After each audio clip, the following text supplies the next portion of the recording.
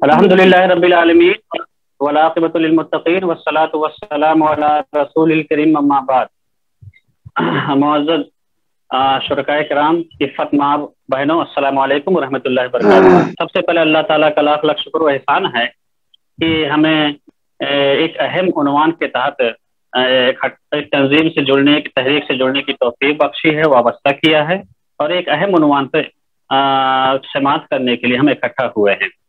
محترم سامعین کرام، یہ ایک مسلمہ حقیقت ہے کہ اس وقت امت مسلمہ کی اسلامی معاشرہ جو ہے مختلف مسائل کا شکار ہے۔ انہی مسائل میں سے ایک اہم مسئلہ ہے کہ ہمارے نوجوان جو ہے قرآن سے کو نہ صرف پڑھتے نہیں ہیں بلکہ وہ دور ہیں۔ بلکہ ایسی بھی کلپس ہمارے سامنے آئے ہیں کہ ایک ٹیچر نے کچھ بچوں سے کہا کہ آپ کے گھر میں اگر کوئی ایسی کتاب ہو جو لائبریری میں دی جا سکتی، پڑھی نہ جاتی ہو، تو ہم کو تحفے میں دے سکتے ہیں۔ اتفاق تمام بچے جو نسخہ لے کر وہ قرآن مجید تھا، جو بہت ہی افسوسناک واقعہ ہے۔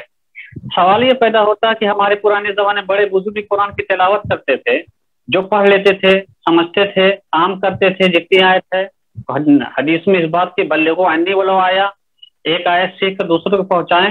لیکن ہمارے نوجوان طبقہ، خاص طور سے سوشل میڈیا نے، ٹویٹر نے، واٹس ایپ نے اور یوٹیوب نے ان کو اتنا ڈسٹرب کر دیا ہے کہ وہ قرآن کی طرف راغب نہیں ہوتے ہیں۔ علاوہ ازیں جب سے مدارس اور مکاتب لاک ڈاؤن کی وجہ سے بند ہوئے ہیں، تب سے جو ہے اس کی تعلیمات کا پڑھنا، پڑھانا، اس کا پھیلانا اور مدھم سا تھم سا گیا ہے۔ ضرور اس بات کی محسوس ہوئی کہ کچھ ایسے ذرائع پر غور و فکر کیا جائے کہ ہم اپنے نوجوان کو جو ہمارا کانسٹیٹیوشن ہے، جو نظام حیات ہے، جو ہمارا سمویدھان ہے، جو تمام مسائل کے شاہ کلید رکھتا ہے، اس کی طرف متوجہ کیا جائے، نوجوانوں کو خود بھی متوجہ ہوں اور اس کے پیغام کو عام کیا جائے۔ کون سی ایسی تدبیر اختیار کیا جائے، ایسے ذرائع اختیار کیا جائے کہ ہمارے نوجوانوں کے اندر وہ داعیہ پیدا ہو جو کل کے مستقبل ہے، کہ قرآن کی طرف متوجہ ہوں، راغب ہوں، پڑھیں، عمل کریں، اس کے پیغام کو قولاً عملاً اس کو عام کرنے کی کوشش کریں۔ میں نہایت ہی ممنون و مشکور ہوں ڈاکٹر رضی الاسلام ندوی صاحب کا کہ انہوں نے ہمارے خواہش پر لبیک کہا، انہوں نے اپنے ایکسیپٹ کیا، اس کو ہماری دعوت کو قبول کیا، ایک اہم عنوان پر ہمارے سامنے موجود ہے کہ اظہار خیال کر سکے۔ بڑے ادب و احترام کے ساتھ میں ڈاکٹر محمد رضی الاسلام ندوی صاحب، سیکریٹری اسلامی معاشرہ جمع اسلامی ہند کو دعوت سخن دیتا ہوں، اس اہم موضوع پر اظہار خیال فرمائیں۔ اعوذ باللہ من الشیطان الرجیم، بسم اللہ الرحمن الرحیم۔ انہم فتیۃ آمنوا بربہم وزدناہم ھدی وربطنا علی قلوبہم اذ قاموا فقالوا ربنا رب السماوات والارض لن ندعو من دونہ الہا لقد قلنا اذا شططا۔ صدق اللہ العظیم۔ میرے لیے اس وقت بہت خوشی کا موقع ہے کہ میں حلقہ اتر پردیش مشرق کے ارکان و کارکنان سے مخاطب ہوں۔ ان میں مرد حضرات بھی ہیں، خواتین بھی ہیں، اور مجھے امید ہے کہ بڑی تعداد اس میں نوجوانوں کی بھی شامل ہوگی، طلباء اور طالبات دونوں۔ کورونا وبا کی وجہ سے جہاں فزیکل پروگرام نہیں ہو پا رہے ہیں، وہیں اللہ تعالیٰ نے ایک دوسری سبیل یہ پیدا کر دی ہے کہ مختلف سطحوں کے ہمارے آن لائن پروگرام ہو رہے ہیں۔ چنانچہ میرے علم میں ہے کہ آن لائن پروگراموں کا یہ سلسلہ مقامی سطح پر بھی جاری ہے۔ مختلف حلقوں میں حلقے کی سطح پر بھی یہ پروگرام ہو رہے ہیں، اور مرکزی سطح پر بھی مختلف سطح کے پروگرام کرنے کی کوشش کی جا رہی ہے۔ میرے لیے دوسری خوشی کا موقع یہ بھی ہے کہ اس وقت میرے سامعین میں زیادہ تر کا تعلق اتر پردیش مشرق سے ہے۔ اگرچہ میری پوری زندگی اتر پردیش مغرب ہی میں گزری ہے، मैं इब्तदाई ज़िंदगी में मैं रामपुर में रहा हूँ, फिर मुझे अलीगढ़ में खासा वक्त रहने का मौका मिला है और इधर तकरीबन 10 साल से मैं दिल्ली में हूँ। इसके बावजूद भी मुझे, चूंकि मेरा वतन उत्तर प्रदेश मशरिक है, बहराइच से मेरा ताल्लुक़ है और अपनी तालिब इल्मी का तकरीबन 10 साल का अरसा मैंने लखनऊ में दारुल उलूम में गुजारा है। इसकी बिना पर उत्तर प्रदेश मशरिक से ताल्लुक़ रखने वालों से मुझे गैर मामूली उनसियत अपनाइयत का एहसास होता है। आज की इस मजलिस में एक बहुत अहम मौजू है जो हम सब की दिलचस्पी का है, हम सब की तवज्जो चाहता है। उस पर मैं आप हजरात के सामने चंद बुनियादी बातें रखने की कोशिश करूंगा। असलन ये मौजू कोई फिक्री और नजरियाती मौजू नहीं है, बल्कि ये मौजू असलन अमली है, प्रैक्टिकल है।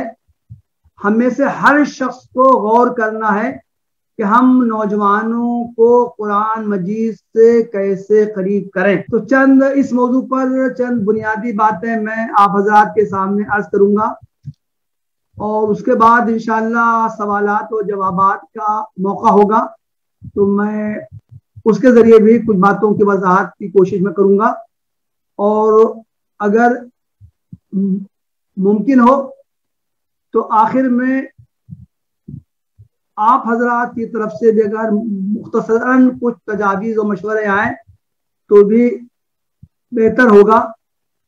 वो मशवरे अमली पहलू से मुताल्लिक हों कि नौजवानों को कुरान करीम से करीब करने की क्या मुअस्सिर तदाबीर हो सकती हैं। जो बातें इस वक्त अर्ज की जाएंगी, जाहिर है कि उनका मुखातब हमें से हर शख्स है। इस मजलिस में सुनने वालों में जो बुजुर्ग हैं या अधेड़ उम्र के हमारे अरकान और कारकुनान हैं, वो तो इसके मुखातब हैं ही हैं कि वो उनके दायरे रफ्त में जो नौजवान आते हैं उनको वो कुरान की तरफ कैसे माइल करें। साथ ही इन बातों के मुखातब वो लोग भी हैं जो अभी नौजवान हैं, चाहे वो तलबा हों या तालिबात हों। अल्लाह का शुक्र है कि वो दीनी शूर रखते हैं, उन्हें कुरान मजीद की अहमियत और अज़मत से आगाही है। उनकी जिम्मेदारी है कि उनके हम उम्र जो दूसरे नौजवान हैं, चाहे वो लड़के हों या लड़कियां हों, उनको अगर कुरान की अहमियत का शूर नहीं है और वो कुरान मजीद से दूर हैं, तो उनको कैसे करीब किया जाए। तो भैया कि इस वक्त मैं जो कुछ बातें अर्ज करूंगा, हर उम्र के लोग उनके मुखातब हैं। हमें से हर शख्स को अपना जायजा लेना चाहिए और कोशिश करना चाहिए कि वो किस तरह दूसरों को, खासतौर से नौजवानों को, कुरान से करीब कर सकता है। मोहतरम भाइयों बहनों, नौजवान दुनिया की आबादी का बड़ा हिस्सा है, बल्कि माजी करीब में जो वर्ल्ड पॉपुलेशन ऑफ स्टैटिस्टिक्स के मुताबिक पूरी दुनिया की आबादी का जो 50% है उसकी उम्र 24 बरस से कम है। खुद हमारे मुल्क हिंदुस्तान के जो आदाद व शुमार जारी किए गए हैं उससे मालूम होता है कि आबादी का निस्फ हिस्सा, बल्कि उससे ज्यादा हिस्सा नौजवानों पर मुश्तमिल है। उसकी वजह से हमारे मुल्क को कंट्री ऑफ द यूथ कहा जाता है। ये मौजूदा सूरत हाल से हटकर अगर हम तारीख में जाएं तो मालूम होता है कि मुख्तलिफ ज़मानों में कौमों के उरूज ज़वाल में नौजवानों का अहम और कलीदी रोल रहा है। सियासी मैदान हो, माशी मैदान हो, समाजी मैदान हो, तालीमी मैदान हो, इल्मी और साइंसी मैदान हो, इन तमाम मैदानों में नौजवानों का सरगर्म रोल रहा है। इसी तरह ये भी हकीकत है और तारीख से इसका सबूत मिलता है कि दुनिया के तमाम इनकलाबात में नौजवानों का कलीदी रोल रहा है। जितने बड़े बड़े इनकलाब आए हैं दुनिया में, चाहे वो फ्रांस का इनकलाब हो या यूरोप के दीगर ममालिक का इनकलाब हो, माजी बईद में आने वाला कोई इनकलाब हो या माजी करीब में दुनिया में जो इनकलाबात आए हैं, सब में नौजवानों का कलीदी रोल रहा है। उन्होंने लीडिंग पोजीशन उनको हाथ से रही है। मौजूदा दौर में भी हम देखें तो मुख्तलिफ महाजों पर नौजवान सरगर्म हैं। दीनी एतबार से देखें तो कुरान और हदीस में भी नौजवानों को अहमियत दी गई है, उनका जिक्र खैर किया गया है और जिंदगी के मराहिल में नौजवानी के मरहले को इंतहाई अहमियत के साथ बयान किया गया है। अभी मैंने अपनी गुफ्तगू के आगाज में सूरह कहफ की एक आयत की तिलावत की थी। उसमें कुरान मजीद ने उन नौजवानों की सताइश की है जो किसी जमाने में हक की जुस्तजू उनको हुई थी, हक तक उनकी रसाई हो गई थी, वक्त के हुक्मरानों ने उनको हक से फेरने की हर मुमकिन कोशिश की, हर तरह का उन पर दबाव डाला, जुल्म जबर किया, लेकिन ये नौजवान टस से मस नहीं हुए। उन्होंने अहद किया कि हम किसी सूरत में हक से बरगश्ता नहीं होंगे, हम हक को नहीं छोड़ेंगे।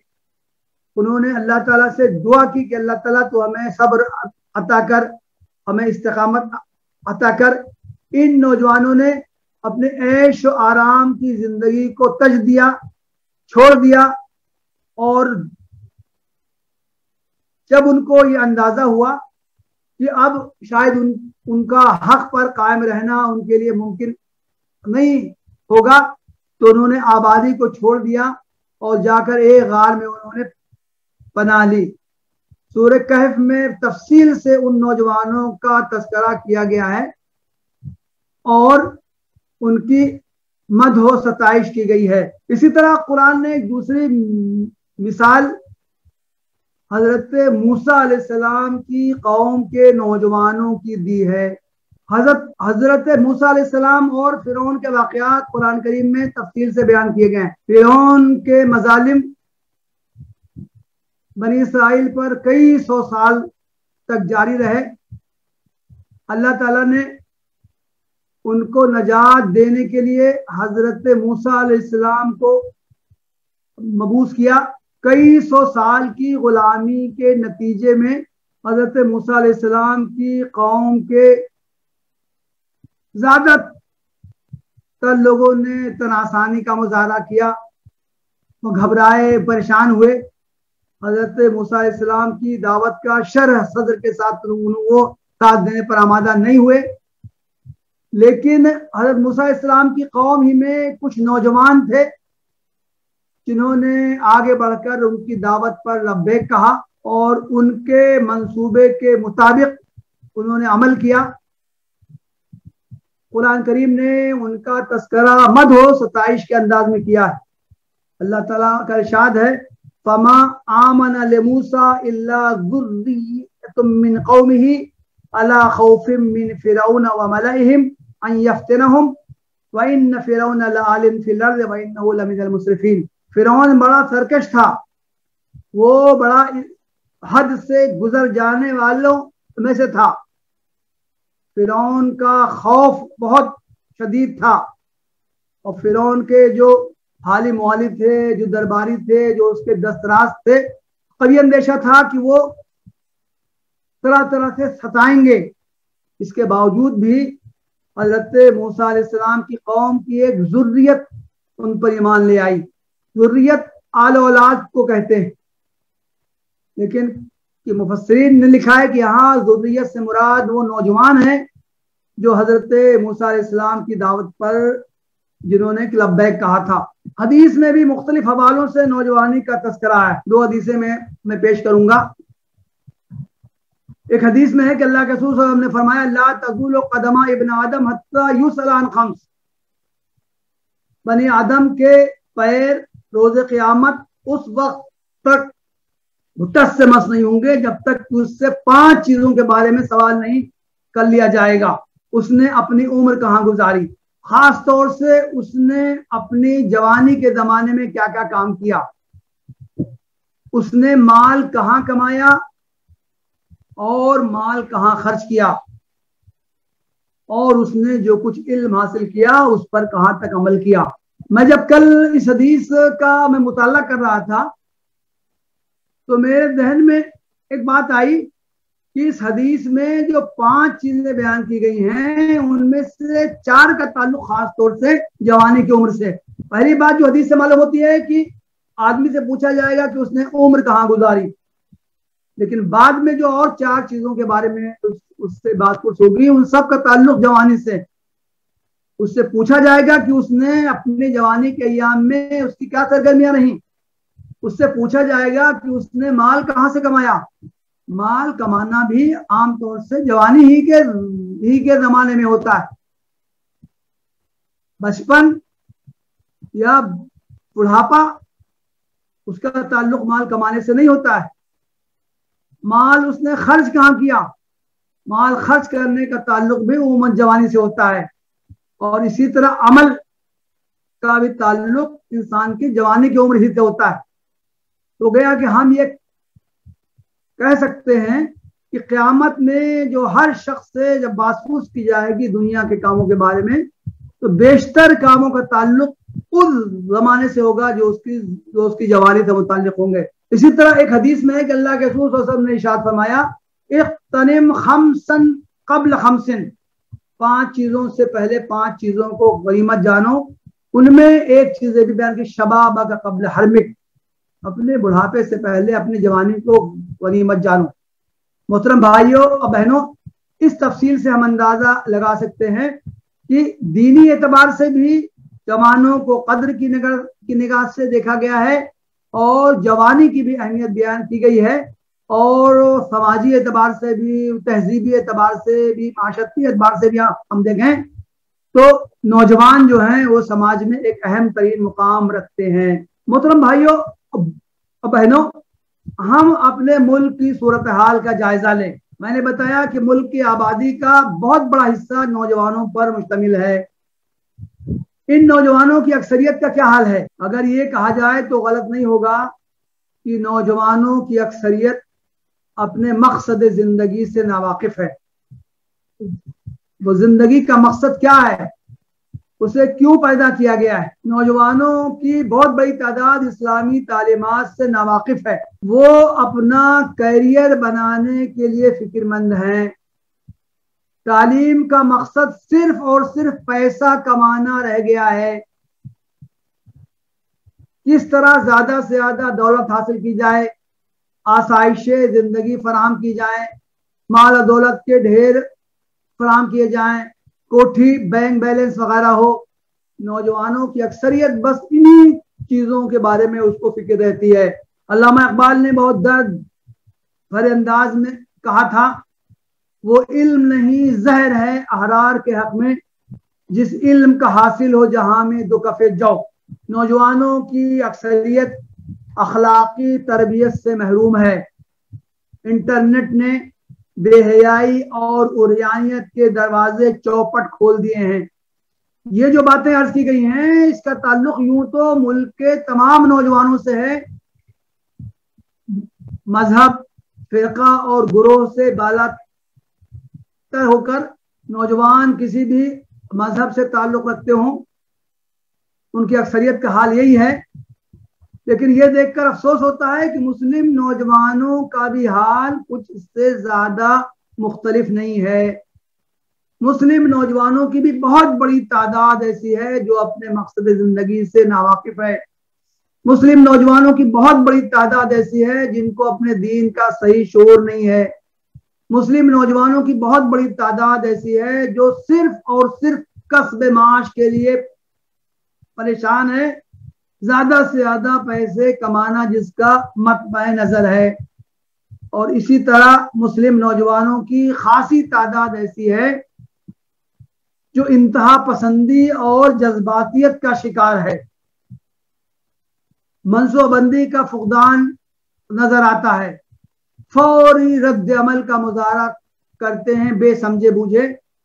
انہیں اس کی کوئی پرواہ نہیں ہوتی ہے کہ وہ جذباتیت کتنی قوموں کے لیے نقصان دہ ہوتی ہے، اور اگر قوم کی ترقی کے لیے اور اس کے خلاف ہونے والے سازشوں کے ترکوبی کے لیے منصوبہ بندی نہ کی جائے تو اس کے کتنے خطرناک اثرات سامنے آتے ہیں.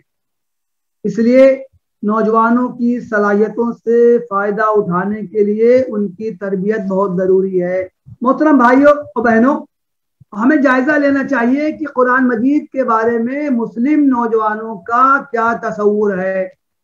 مجھے یہ اظہار کرنے میں کوئی باک نہیں ہے، کوئی تردد نہیں ہے کہ قرآن مجید کے بارے میں مسلم نوجوانوں کا تصور عام مسلمانوں کے تصور سے مختلف نہیں ہے. قرآن کے بارے میں جو تصورات عام مسلمانوں کے ہیں اسی کا پرتو مسلم نوجوانوں پر بھی پڑتا ہے، اور وہ بھی اس کے بارے میں اسی طرح کے تصورات رکھتے ہیں.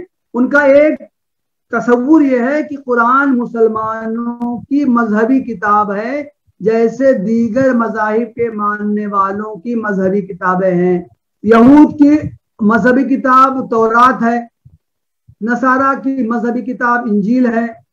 تورات کو عہد نامہ قدیم کہتے ہیں، انجیل کو عہد نامہ جدید کہتے ہیں. دونوں کے مجموعے کو بائبل کہتے ہیں. مجوس کی مذہبی کتاب اوستا ہے. ہندوؤں کی مذہبی کتاب وید ہیں، 4: رگ وید، سام وید، یجر وید، اتھر وید. اپنشد ہیں، بھگوت گیتا ہے. سکھ مذہب کے ماننے والوں کی مذہبی کتاب گرو گرنتھ صاحب ہے. جین مت کو ماننے والوں کی کتاب جین اگم ہے. تو جس طرح دوسری مذہبی اکائیوں کے پاس کوئی نہ کوئی کتاب ہے جسے ان کے نزدیک تقدس کا درجہ حاصل ہے، اسی طرح مسلمانوں کی ایک مذہبی کتاب ہے جس کا نام قرآن ہے. قرآن کے بارے میں دوسرا تصور یہ ہے کہ یہ صرف ثواب کمانے والی چیز ہے. قرآن کو کبھی کبھی پڑھ لینا چاہیے، اس سے بس ثواب کمایا جا سکتا ہے. قرآن کا مصرف کیا ہے؟ برکت کے لیے گھر میں اس کا ایک نسخہ ہونا چاہیے. تو کوئی ضروری نہیں ہے کہ وہ نیچے رکھا ہوا ہو جس کو اٹھایا جا سکے. میں یہ کر رہا تھا کہ مسلمانوں کا اور ان کے نوجوانوں کا بھی قرآن مجید کے بارے میں دوسرا تصور یہ ہے کہ اس قرآن کا مصرف صرف یہ ہے کہ برکت کے لیے اس کو گھر کے کونے میں طاق پر یا کسی بلند جگہ پر رکھا ہونا چاہیے. اس سے گھر جنات سے، آصف سے محفوظ رہتا ہے. دکان یا مکان کے افتتاح کے موقع پر قرآن خوانی کروا لینی چاہیے، اس سے بھی برکت ہوتی ہے، دکان خوب چلتی ہے. کسی کے مرنے پر ایصال ثواب کے لیے قرآن کی محفلیں آراستہ کرنی چاہیے. خاندان کے لوگوں کو اور متعلقین کو بلا کے ختم قرآن کروا لینا چاہیے. کچھ لوگوں میں، کچھ افراد میں یا گروہوں میں کوئی تنازع ہو گیا ہو زمین کا، جائیداد کا یا اور کسی بات کا، تو دونوں فریقوں کو بلا کے ان کی صلح صفائی کرانی چاہیے اور اس کے لیے قرآن پر ہاتھ رکھ کے قسم کھلوائی جائے. تو عملی طور سے مسلمانوں کے نزدیک قرآن کا بس یہی مصرف نظر آتا ہے. لیکن کیا قرآن سمجھ کر پڑھنے کی بھی کوئی چیز ہے؟ یہ بات ان کے ذہنوں سے کوسوں دور ہے. بلکہ قرآن سے روکنے کے لیے طرح طرح کے تصورات انہوں نے گڑھ لیے ہیں. وہ کہتے ہیں کہ قرآن کو سمجھنا ہر شخص کے بس کی بات نہیں ہے. قرآن کو سمجھنے کے لیے تو بہت سے علوم کی ضروری ہے. 14 علوم ہونے چاہیے قرآن کو سمجھنے کے لیے. ایک عام مسلمان کو ایک علم کا 2 علم تو ہوتا نہیں ہے، تو وہ کہاں سے قرآن سمجھ سکتا ہے؟ تو گویا کہ مختلف ہیلوں بہانوں سے قرآن کو سمجھنے سے روکا جاتا ہے۔ یہ کہا جاتا ہے کہ قرآن کو سمجھنا تو علماء کا کام ہے، اور وہ سمجھ لیں، اور وہ جو ہمیں جو باتیں بتا دیں گے ہمارے لیے بس ان پر عمل کرنا کافی ہے۔ تو یہ قرآن کے جو تصورات عام مسلمانوں کے ہیں، ٹھیک وہی تصورات عام طور سے مسلم نوجوانوں کے بھی ہیں، ان کی اکثریت کا بھی قرآن کے بارے میں یہی خیال ہے۔ حالانکہ ہم جانتے ہیں کہ قرآن کی حیثیت دیگر مذاہب کی مذہبی کتابوں سے اکثر مختلف ہے۔ قرآن اللہ تعالیٰ کی جانب سے نازل ہونے والا ایک ہدایت نامہ ہے۔ اللہ تعالیٰ نے اس میں زندگی گزارنے کا طریقہ بیان کیا ہے۔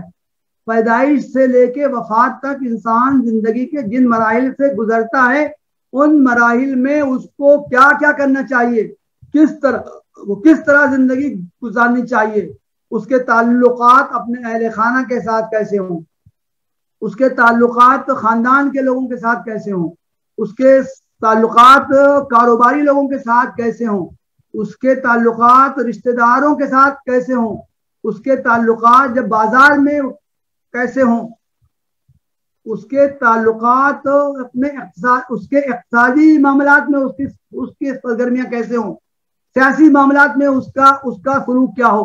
تو گویا کہ قرآن تو زندگی گزارنے کا ایک طریقہ بیان کرتا ہے۔ اس کو ایک مثال سے سمجھا جا سکتا ہے۔ کوئی مشین ہو، اس مشین کو کس طرح استعمال کیا جا سکتا ہے، اس کے لیے کمپنی ایک مینول دیتی ہے، ایک بکلیٹ دیتی ہے، جس میں اس مشین کے پرزوں کا بھی تذکرہ ہوتا ہے، اور وہ پرزے کیسے کام کرتے ہیں ان کا بیان ہوتا ہے، اور اس مشین کو کس طرح صحیح طریقے سے استعمال کیا جا سکتا ہے وہ چیزیں اس میں تفصیل سے لکھی ہوئی ہوتی ہیں۔ اسی طرح قرآن جو ہے وہ زندگی گزارنے کا ایک طریقہ بتاتا ہے، اس میں ان تمام چیزوں کی ہدایات بیان کی گئی ہیں۔ موت و حیات کا فلسفہ کیا ہے، دنیا اور آخرت کیا ہے، دنیا کا آخرت سے کیا تعلق ہے، جزا و سزا کا کیا تصور ہے، ہر شخص کو موت کا مزہ چکھنا ہے، مرنے کے بعد دوسری دنیا برپا کی جائے گی، انسان کو پھر پیدا کیا جائے گا، اور اس دنیا میں اس نے جو کام کیے ہوں گے اس سے حساب لیا جائے گا۔ اس کے ساتھ ساتھ یہ قرآن جو ہے وہ دنیا کے مسائل حل کرنے والی کتاب ہے۔ قرآن میں بیان کیا گیا ہے معاشیات کے میدان میں غربت کا حل کیا ہے۔ دنیا کی بہت بڑی آبادی جو ہے وہ خط فقر سے نیچے زندگی گزارتی ہے، اور گنتی کے چند انسانوں کے ہاتھ میں دنیا کی بیشتر دولت سمٹی ہوئی ہے۔ ان مسائل کا حل کیا ہے؟ سماجی میدان میں سماجی جو نابرابری پائی جاتی ہے، اونچ نیچ کا تصور ہے، کچھ انسانوں کو حقیر سمجھا جاتا ہے، کچھ انسانوں کو اعلیٰ اشرف سمجھا جاتا ہے۔ اس مسئلے کا حل کیا ہے؟ سیاسیات کے میدان میں ظلم و جبر، کچھ ملکوں کا کچھ قوموں کا جو ظلم و جبر ہے، اسلحے کی دوڑ ہے، ان مسائل کا حل کیا ہے؟ ہیلتھ کے میدان میں ہومو سیکچولیٹی، جسے ایک ترقی کی علامت بنا دیا گیا ہے، اس سے انسانی زندگی میں کتنے فسادات پیدا ہوتے ہیں۔ فیملی لائف میں لیو ان ریلیشن شپ، اس سے خاندان کا نظام کس طرح ٹوٹ پھوٹ کا شکار ہوتا ہے۔ غرض قرآن مجید نہ صرف اس دنیا کے بعد دوسری دنیا کے بارے میں ہی معلومات نہیں پیش کرتا ہے، بلکہ وہ اس دنیا کے مسائل کا بھی حل پیش کرتا ہے۔ محترم بھائیوں اور بہنوں، اس لیے ضرورت ہے کہ ہم قرآن مجید کے بارے میں نوجوانوں کے تصورات کو بدلنے کی کوشش کریں۔ جب تک ہم قرآن مجید کے بارے میں نوجوانوں کے تصورات کو نہیں بدل پائیں گے، اس وقت تک ہم انہیں قرآن مجید سے قریب نہیں کر سکتے۔ नौजवानों को ये बताने की जरूरत है कि कुरान बगैर समझे बूझे पढ़ी जाने वाली किताब नहीं है, बल्कि जरूरी है कि कुरान को समझ कर पढ़ा जाए। ये बात समझाना नौजवानों को बहुत आसान है।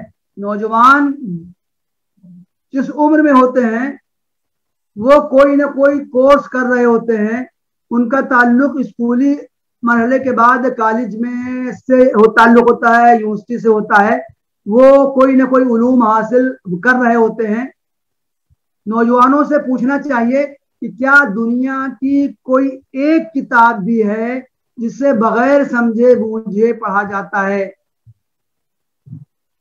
मेडिकल की, इंजीनियरिंग की, मास कम्युनिकेशन की, MBA की, किसी इल्म को ले लीजिए, किसी इल्म की किसी भी स्टेज की, किसी भी मरहले की कोई किताब ऐसी है जिसको कोई तालिब इल्म का बगैर समझे बूझे पढ़ता है? तो कितनी अजीब सी बात है कि कुरान को बगैर समझे बूझे पढ़ने की ज्यादा से ज्यादा कोशिश की जाती है और उसको समझने में कुछ भी वक्त अपने के आता है। कुरान के बारे में मैं एक बात मैं कहता हूं कि कुरान ऐसी किताब है जिसको दुनिया में सबसे ज्यादा पढ़ा जाता है, लेकिन अफसोस कि कुरान एक ऐसी किताब है जिसको बगैर समझे बूझे पढ़ा जाता है, जबकि दुनिया की और कोई किताब ऐसी नहीं है जिसको बगैर समझे बूझे पढ़ा जाता हो। नौजवानों को दूसरी बात ये समझाने की जरूरत है कि कुरान ऐसी किताब है जिसको समझ कर उस पर अमल करने की जरूरत है।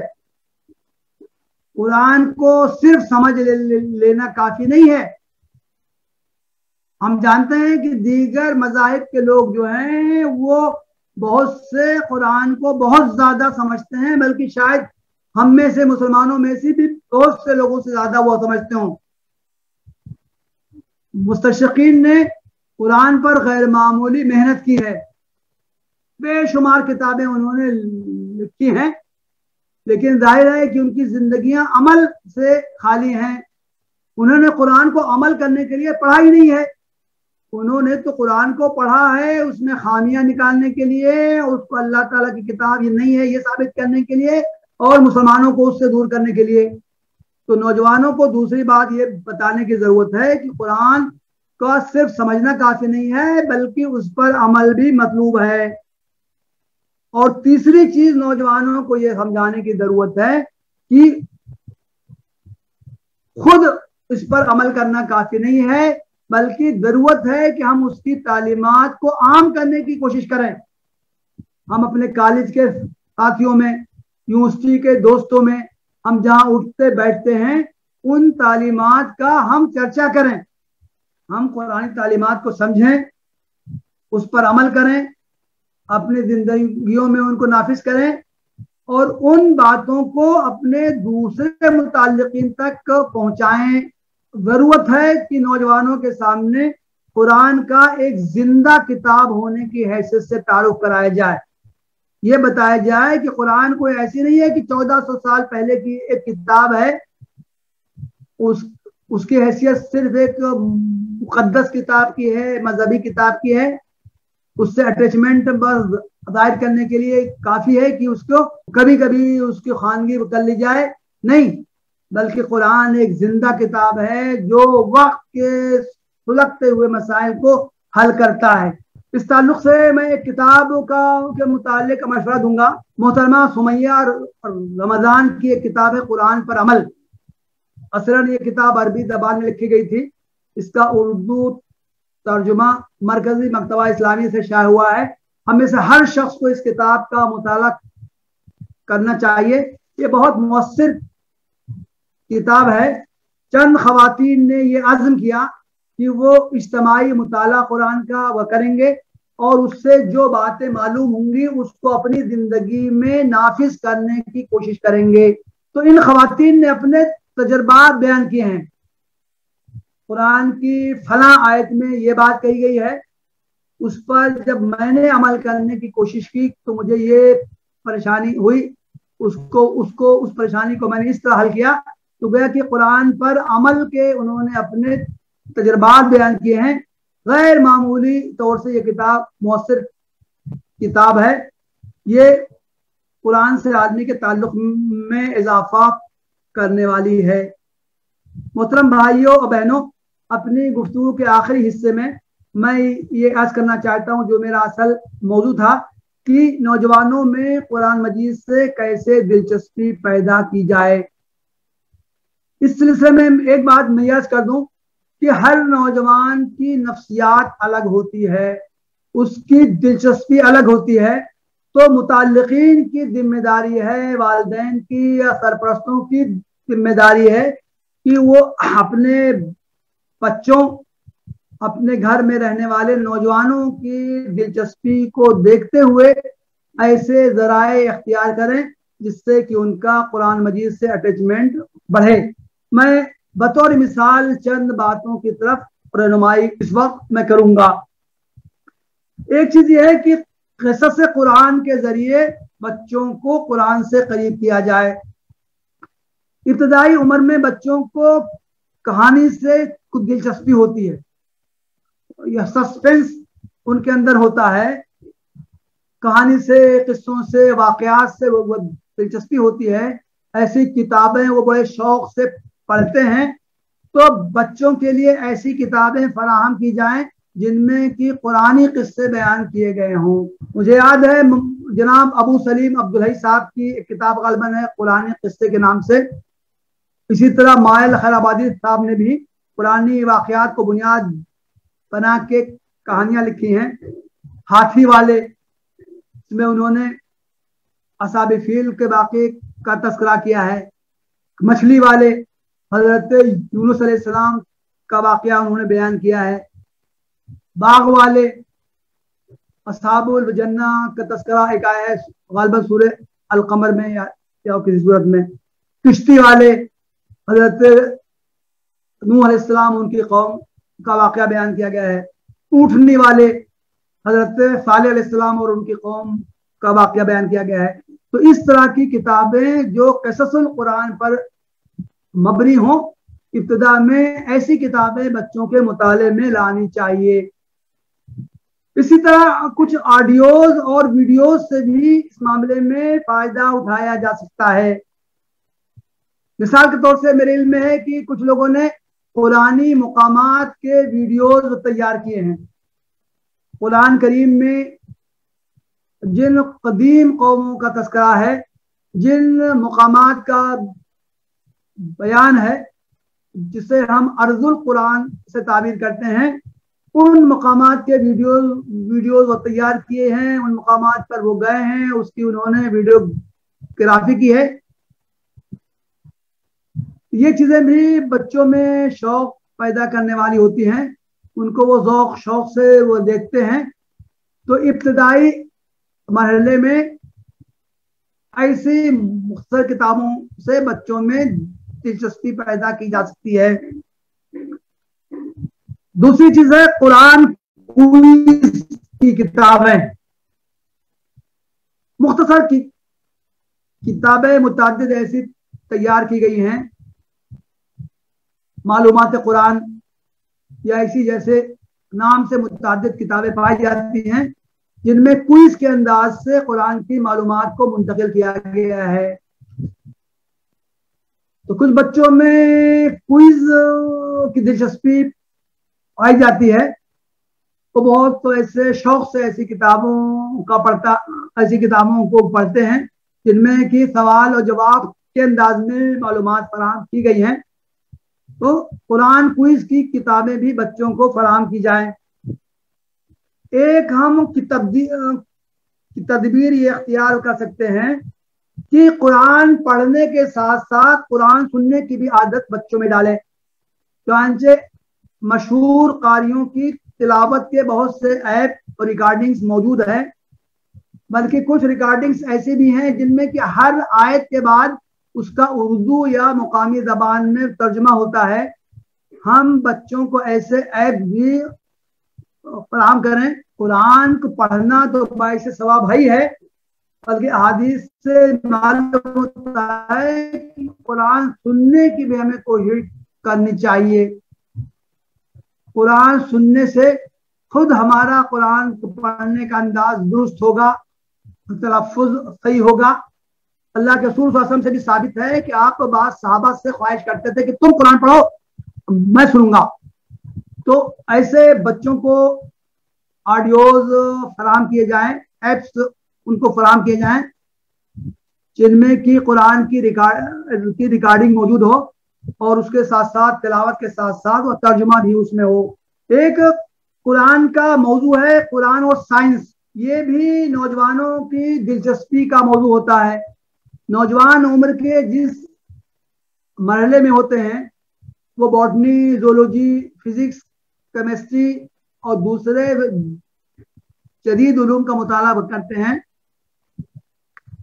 अगर उनके सामने ये बातें आए कि जो चीजें उन्होंने साइंस की किताबों में पढ़ी हैं उसके कुछ इशारे कुरान करीम में भी पाए जाते हैं और जो बुनियादी बातें कुरान ने बहुत पहले कही हैं आज की साइंस ने उस पर मोहर तस्दीक थप कर दी है, तो इससे भी नौजवानों में दिलचस्पी पैदा होती है। कुरान और साइंस के नाम से मुख्तलिफ ज़बानों में अच्छा लिटरेचर मौजूद है, अंग्रेजी में भी है, खासी किताबें हैं, उर्दू में भी किताबें पाई जाती हैं। तो ऐसी किताबें नौजवानों को फराहम करें जिनमें कि साइंसी मालूमात की रोशनी में कुरान करीम की आयात की तशरीहात की गई हैं, तो इससे भी बच्चों में और नौजवानों में दिलचस्पी पैदा होगी। साइंसी मौज़ूआत से हटके दीगर समाजी उलूम हैं, इक़्तिसादियात के मौज़ूआत हैं, उनके बारे में भी कुरान की रहनुमाइयाँ पाई जाती हैं। तो ऐसी किताबें फराहम की गई हैं जिनमें कि कुरान की रोशनी में उन उलूम की तशरीह की गई है। ऐसी किताबों से भी फायदा उठाया जा सकता है। एक बात यह है कि नौजवानों को सोशल मीडिया से गैर मामूली दिलचस्पी पैदा हो गई है। हर नौजवान के हाथ में मल्टीमीडिया का मोबाइल है, उस पर वो दुनिया जहां की खुराफात की चीजें आती रहती हैं, वीडियोस की शक्ल में, वीडियो क्लिप्स की शक्ल में, ऑडियोज की शक्ल में आती रहती है और नौजवान अपना कीमती वक्त उनको देखने में सर्फ करते हैं। पुरानी मौज़ूआत पर अगर वीडियो क्लिप्स तैयार की जाएं, मुख्तसर क्लिप्स 5 मिनट की, 7 मिनट की, एक एक मौजू को लेकर उस पर उसकी कुछ वजाहत की जाए। इसी तरह पुरानी मौज़ूआत पर लेक्चर्स की रिकॉर्डिंग करवाई के उसको बड़े पैमाने पर आम किया जाए। तो चूंकि नौजवानों को सोशल मीडिया से गैर मामूली दिलचस्पी है, तो उम्मीद है कि अगर कुरानियात पर मुश्तमिल वीडियोज और वीडियो क्लिप्स तैयार की जाएंगी तो इसका भी फायदा आम होगा और नौजवानों के जब मुशाहिदे में ये चीजें आएंगी तो उसमें भी उनकी मालूमात में भी इजाफा होगा और वो कुरान से करीब होंगे। और आखिरी बात ये कि कुरान से ताल्लुक का अमली नमूना पेश किया जाए। हमारी जिंदगी तो कुरान से दूर हो, लेकिन हम ये उम्मीद रखें कि हमारी अगली नस्ल जो है, हमारी जो नई नस्ल है, उसका कुरान से करीबी ताल्लुक होगा, ये नामुमकिन है। नौजवानों को कुरान से करीब करने के लिए जरूरी है कि हमारी जिंदगियां भी कुरान से करीब हों और कुरान पर अमल का नमूना पेश करें। एक हदीस में है कि अल्लाह के रसूल सल्लल्लाहु अलैहि वसल्लम ने फरमाया, ला तजअलू बुयूतकुम मकाबिरा, अपने घरों को कब्रिस्तान न बनाओ। इस हदीस का मतलब यही है कि अपने घरों में भी नमाजों का एहतमाम करो, अपने घरों में भी कुरान की तिलावत करो। चुनांचे अल्लाह के रसूल सल्लल्लाहु अलैहि वसल्लम का मामूल था कि आप नफल और सुन्नत नमाजें अपने घर ही में आप पढ़ा करते थे। फर्ज तो आप मस्जिद में जाकर आप पढ़ने का एहतमाम किया करते थे, लेकिन सुनन और नवाफिल आप घर में आप पढ़ा करते थे। इसी तरह इस हदीस का इतलाक इस पर भी होता है कि घरों में कुरान की तिलावत का एहतमाम किया जाए, घरों में छोटी बड़ी मजलिसें ऐसी आरास्ता की जाए जिनमें कि कुरान की तज़कीर की जाए। सूरह अहज़ाब में है कि अल्लाह के रसूल सल्लल्लाहु अलैहि वसल्लम ने उम्महातुल मोमिनीन को मुखातब करके फरमाया, वज़कुरन मा युतला फी बुयूतिकुन्न मिन आयतिल्लाहि वल हिकमा, तुम्हारे घरों में अल्लाह ताला की जो आयात और हिकमत की जो बातें बयान की जाती हैं उनका तुम तस्करा करो, उनको याद रखो, दूसरों तक वो बातें पहुंचाओ। तो गोया कि कुरान करीम की इस आयत से भी मालूम होता है कि अल्लाह के रसूल सल्लल्लाहु अलैहि वसल्लम अपने घर में भी कुरान की तालीम का, कुरान को पढ़ते थे और कुरान की तालीम बयान करते थे। तो हमें जरूरी है कि नौजवान, हम अगर अपनी नई नस्ल को कुरान से करीब करना चाहते हैं तो जरूरी है कि हम अपनी जिंदगियों से भी कुरान से अटैचमेंट का हमारी जिंदगियों से भी इजहार हो। मोहतरम भाइयों और बहनों, ये कुरान से ताल्लुक के बारे में ये चंद बुनियादी बातें आज करने की तौफीक हुई है। इंशाअल्लाह अगर कुछ सवालात आएंगे तो उसके जरिए भी कुछ बातें पेश की जा सकेंगी। वाखिर दावाना अल्हम्दुलिल्लाह रब्बिल आलमीन। जज़ाकल्लाह खैर जज़ाक। डॉक्टर साहब, मैं आपका मशकूर हूँ कि आपने इस मौजू पर निहायती तजुर्बात की रोशनी में कुछ अमली, कुछ इल्मी बातें, निहायती दलाइल और शरह बस के सामने हमारे रफ़ा के सामने बयान फरमाया।